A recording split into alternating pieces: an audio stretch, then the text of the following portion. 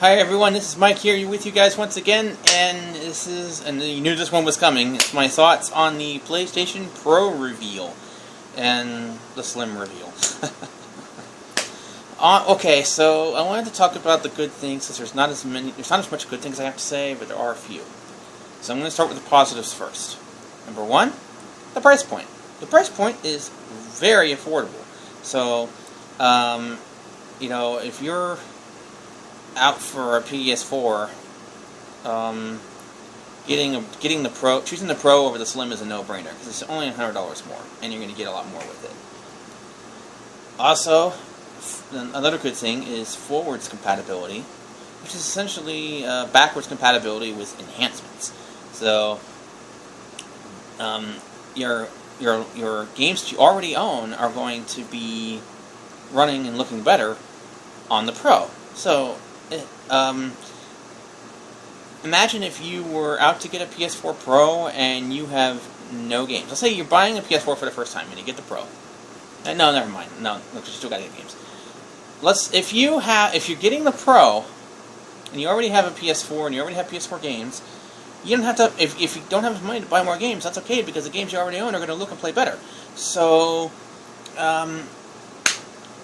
it's essential. Forwards compatibility is essentially like getting a remaster for free if you already own these games. And finally, what was the final point I was going to make? Oh, I actually forgot it. Man, now I'm going to waste time on this video. Maybe I should just go over the bad points until this pops in my head again, because there is one good point, and it's a very important good point. But there's one more good point that I really need to mention. I'm going to pause this video and try to think of it. Hold on. Okay, I remember it now, and it's a big one, and it's probably the best news that we got, and a very pleasant surprise. All PS4s are going to be HDR compatible starting next week. All PS4s, so you don't have to upgrade to get HDR. You still have to upgrade for 4K, but you won't have to upgrade for HDR, depending on if you have an HDR television set, which you're going to need anyway. So if you already have an HDR-capable TV set, and you have and your PS4 that you already own, if you have one, is going to be HDR. It's going to have HDR in it.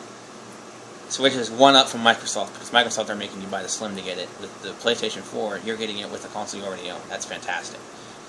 Okay, now we're going to go into the bad, and that is this whole idea of incremental upgrades to begin with. Now, I came up with a thought yesterday, and I've been thinking about it again this morning. I think what's going on is the reason that they looked at the remasters and why the remasters were selling despite everybody complaining about it.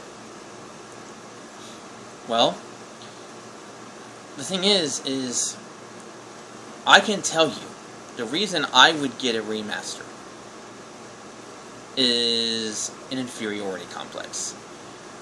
When you buy a game, you want it to be the definitive version. You want the definitive version of a game. Now, not a lot of people might say, well, why don't you just get a PC? Well, some people, the PC is a little too complicated for a lot of console gamers.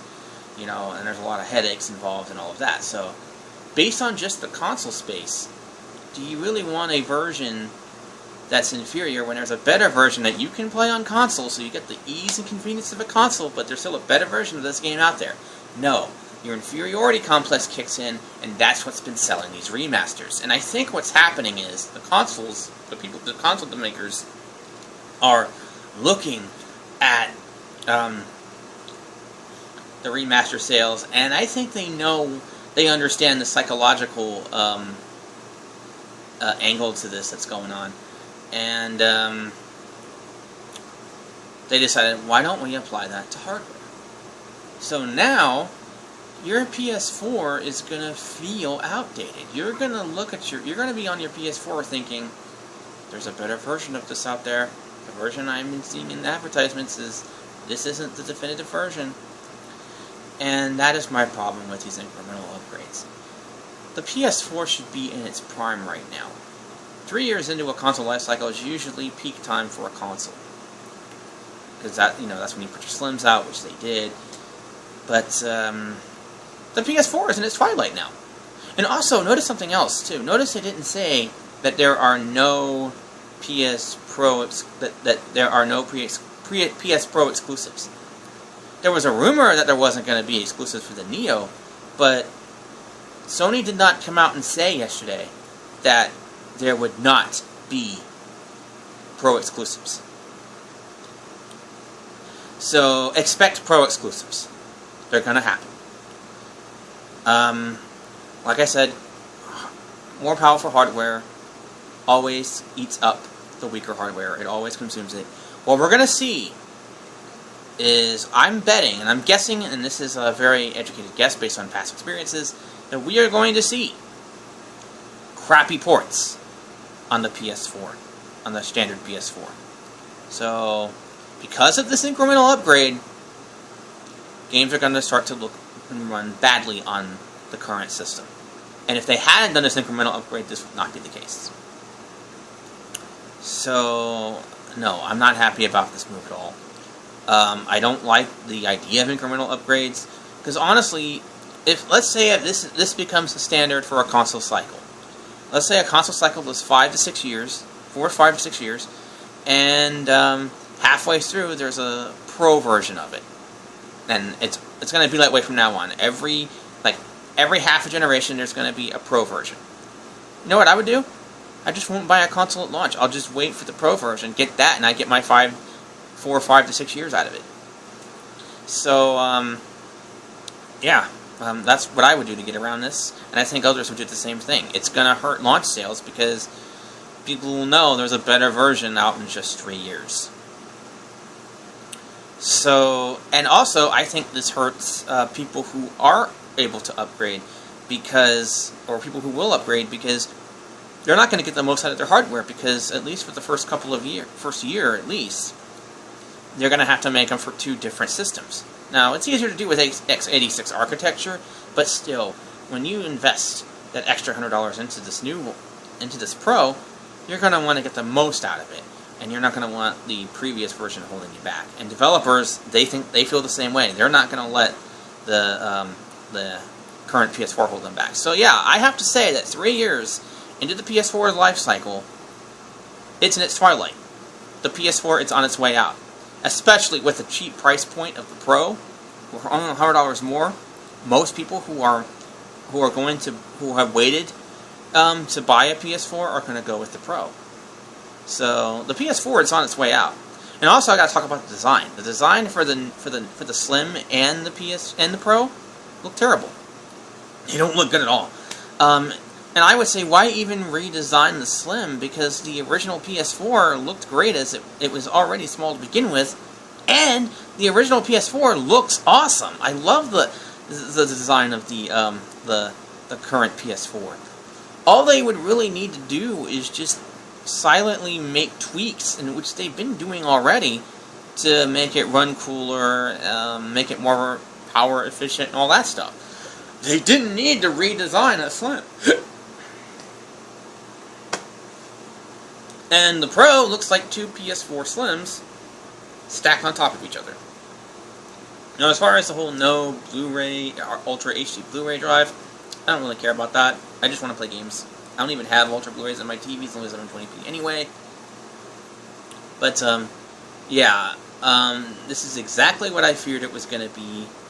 I'm hoping what Microsoft could do something to stop this, but I don't. But based on what they've been saying, I don't think they're going to do this.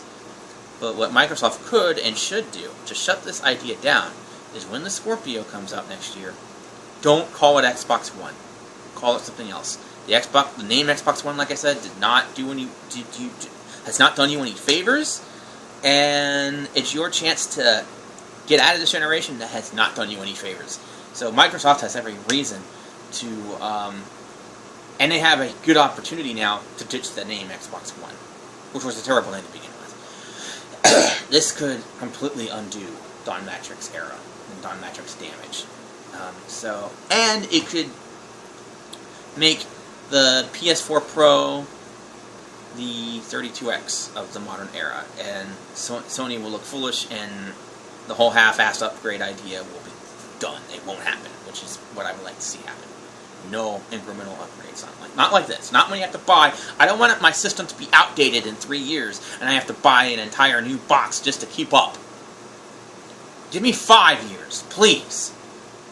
Give me 5 years, and when I get a new console, I don't want the previous versions holding me back. So, yeah, horrible idea overall. I want to get a Pro, but that's because of my inferiority complex. And based on where my life is going right now, I'm not going to be able to... I'm going to have to leave gaming soon. I'll get into that in a future video. But, my PS4 is on its way out. The PS4 is in its twilight years, and it should be in its peak. And honestly, Sony didn't have to do anything. I know the Scorpio scared them, but all they really needed to do about that was just work on the PS5. You know, just ride the rest of the generation out. Your console was on top. It was selling really well. The games were still looking good on it. So, this is what... And this goes back to the whole inferiority complex. They are using your inferiority complex to make you double dip. They did it with the remasters. They made you buy games you already own twice, and now they're going to try it with the PS4, with the Pro. And with this low price point, it's easy to see what they're doing. They're getting rid of the PS4. You're going to have to upgrade every 3 years now instead of 5. And that is going to be a pain, and the era of console reliability, and also splitting the market, you know, with PS4 versus PS4 Pro, the PS4, having the concept of a PS4.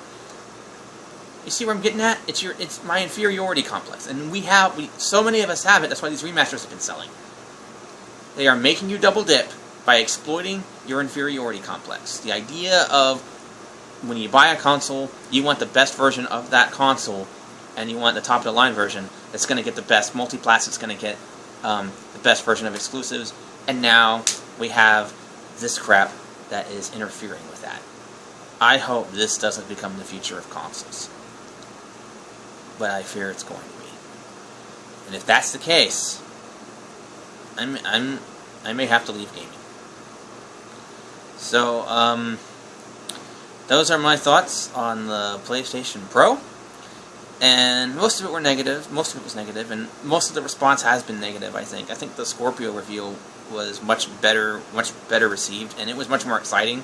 It showed less, but it got us excited because it felt like next gen. Even though they weren't calling it that, it feels like next gen. And plus the Scorpio's coming out 4 years later rather than 3. So we're going to get a full life cycle with the Xbox One.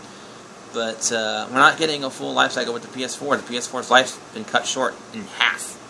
So, yeah, that's sad. Sony was on top of the world, and all they had to do was nothing, and this is 32X all over again.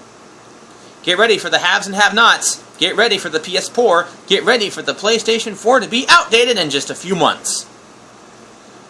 But hey, at least the Pro's affordable. I gotta give him credit for that. Anyways, that's all I got to say. Thank you guys for watching, and I'll talk to you guys later. Bye.